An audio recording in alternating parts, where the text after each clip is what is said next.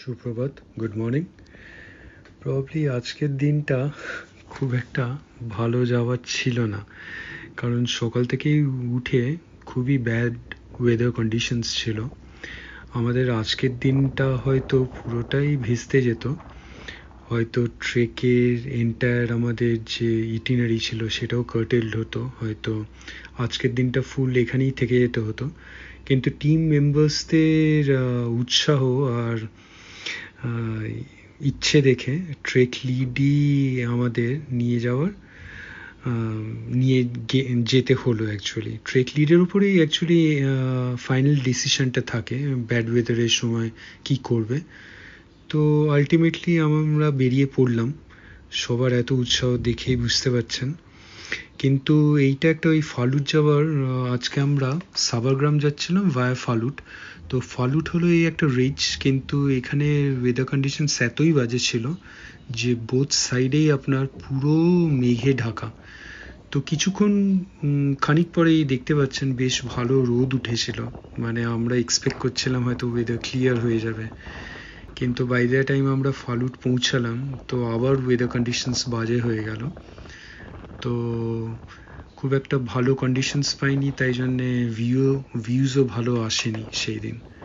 তো এইটা একটা আক্ষেপ থেকে গেল, হয়তো এই সান্দাকফু ফালুট ট্রেকে হয়তো আরেকবার আসতে হবে।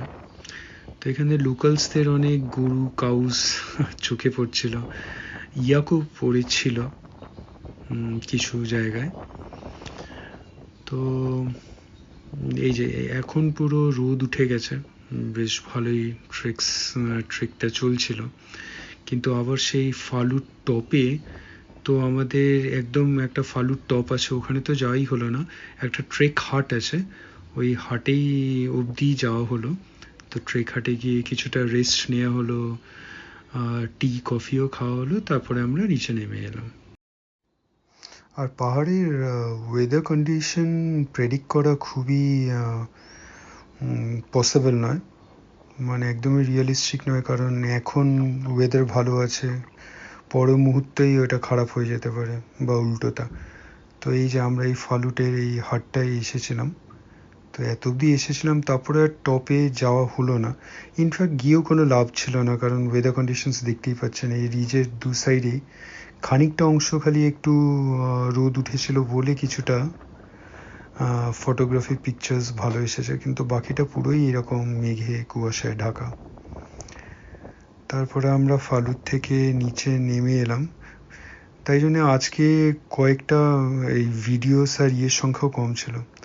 তো আমরা এই সাবাগ্রামে এসে এখানে আমাদের ট্রেক হাটে এই আফটার ট্রেকের সময়টাই বেশি প্রিয় ছিল সবার কাছে, সবাই সবার সঙ্গে অনেক সময় কাটাতে পারতো, জানতে পারতো লোককে।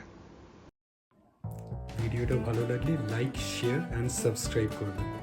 সাবস্ক্রাইব করার সময় ওই বেল আইকনটা ক্লিক করবেন, তাহলে ইনস্ট্যান্ট নোটিফিকেশন পেয়ে যাবেন যখনই কোনো ভিডিও এই চ্যানেলে আপলোড হবে। ভালো থাকবেন।